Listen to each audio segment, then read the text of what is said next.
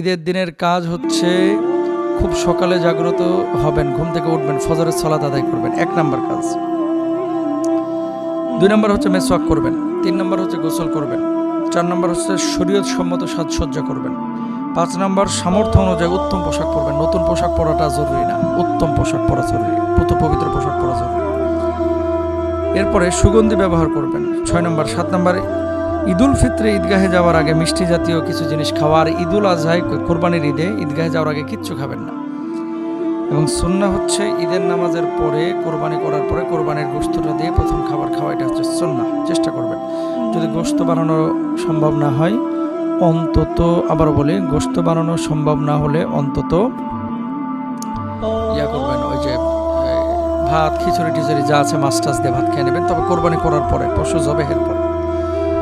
সকালে ঈদগাহে যাওয়া, সকাল সকাল আর কি, এমন না যে খুতবার পরে আপনি যে একা নামাজ পড়লেন বা এক রাকাত ছুটে গেল, এমনটা যেন না হয়। ঈদুল ফিতরে ঈদগাহে যাওয়ার পূর্বে সদকায়ে ফিতর আদায় করা, আর ঈদের নামাজ ঈদগাহে আদায় করা, বিনা অপারগতায় মসজিদে আদায় না করা। যদি মাঠ না থাকে মসজিদে আদায় করবেন।